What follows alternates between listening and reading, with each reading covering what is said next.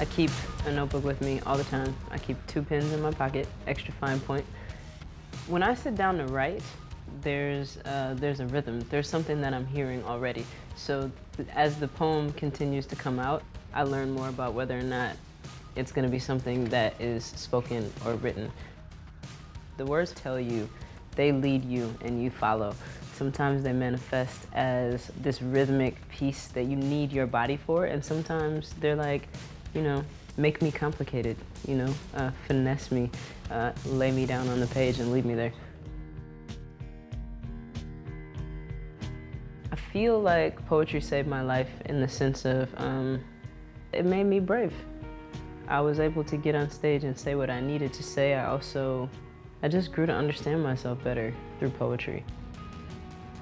I recognize my heritage and my history in poetry, and I see myself as connected to so many other aspects of myself that are thousands of years old because of this art form. A lot of the issues that I'm talking about have to do with institutionalized racism, social injustices, prejudice, marginalization, and things of that nature. And it was my grandfather who was the first person to really make me believe that, you know, this skin is something to be proud of. All of that is always reflected in my writing.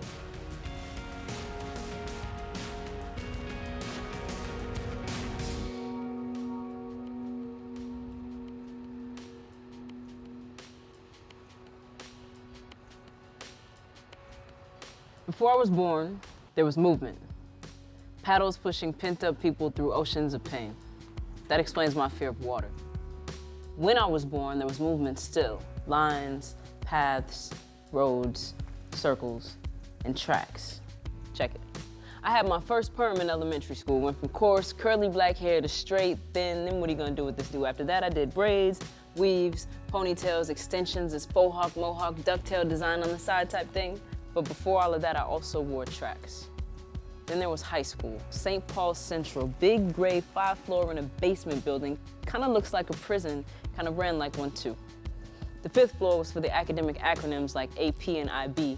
The 4th floor was for the quest learners, second to the best grade point average earners. The 3rd, well, the 3rd was whatever. The 2nd was pass, and the 1st was primarily us, the theater class. How we were placed in this system? Tracks. Pause. My name is Tish Jones, and I have been called to represent ancestors whose blood sifts through the palms of my little brother's hands as he plays in the sand and they bless him.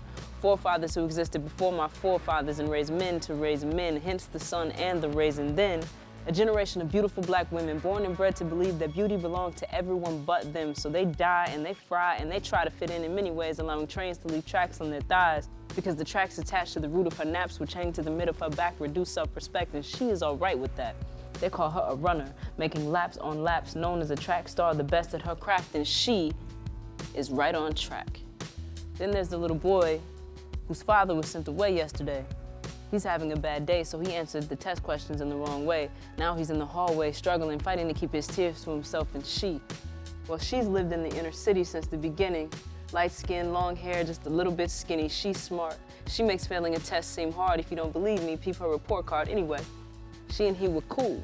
They went to the same school, hung in the same crew, did things that two best friends would normally do until one day, after taking that test, she got labeled advanced and he got labeled a fool. Dropped out of school and did what he felt he had to. Became a star mathematician, a genius in the kitchen, studied how different greens and whites would help with his addition. Financial advisor for women, pimping and flipping. Now my man fights his tears inside of a prison. Pause. Forget it. Just play track, black boy, or football, or basketball, or just ball, black boy. Rob, steal, fail, get money, get girls, and go to jail. You do the same, black girl. Read Cosmo, People, Bob, and Vixen. Try all your life to find the place that you fit into.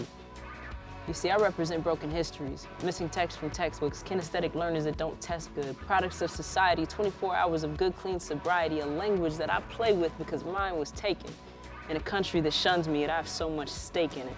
a people who are a direct result of an action taken, and a people who fear those people, so they've created laws to evade and contain them inside of lines, paths, roads, circles, and tracks. My name is Tish Jones, and I've been called here to represent the missing piece.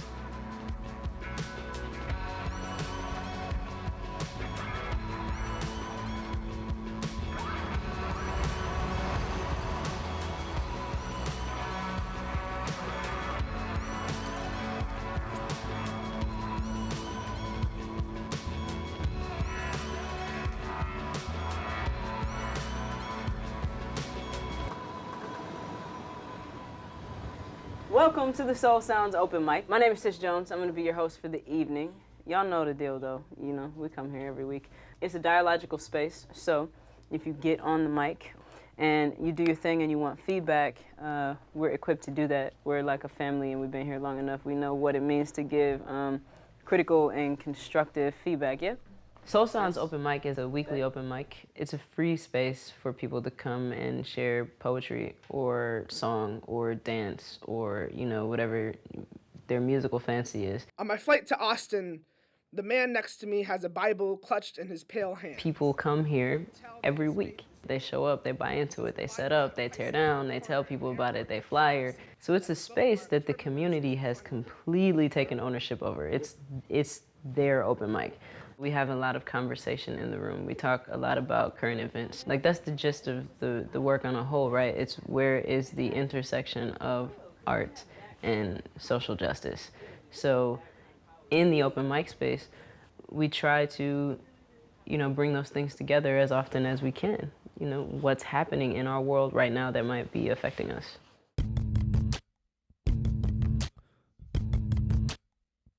2005 was a major year for me. It was the first time that I went to Brave New Voices. Brave New Voices is a national competition for young people between the ages of 13 to 19 years old. Part of what Brave New Voices does really well is teach and show young people that we are all connected, and it encourages them to share their stories and to be an active member in the community. So when I got home, I actually became an AmeriCorps Vista and served with the Peace Foundation in North Minneapolis. There were quite a few murders that year, and part of my role for the Peace Foundation was to keep track of that. I actually decided to organize a silent protest. We occupied 4 corners in North Minneapolis. We didn't say a single word. We lit candles, and we had signs kind of corresponding to some of the values in hip hop. What ended up happening is folks would drive by, you know, of course they would honk, they would wave, but then people would stop. They would get out. So the numbers just grew. And like afterwards, there was just a debrief and a dialogue, and that was art, you know? From there, I was like, yo, I need to do more of this, and TruArtSpeaks came from that. TruArtSpeaks is a budding and vibrant nonprofit here in the Twin Cities. We put on community workshops for various groups of folks. The work that we're doing right now with TruArtSpeaks is predominantly rooted in spoken word composition and performance. And also, like, you know, to validate hip hop as an educational tool. Like, how can, you know, hip hop and spoken word serve as a means to bridge the achievement gap? Rather be known for my talents than the way that I look, but that's the thing, they're only looking for that one thing. And now, TruArtSpeaks is responsible for sending a cohort of young, brave Minnesota poets to the International Youth Poetry Slam Festival, and we love it.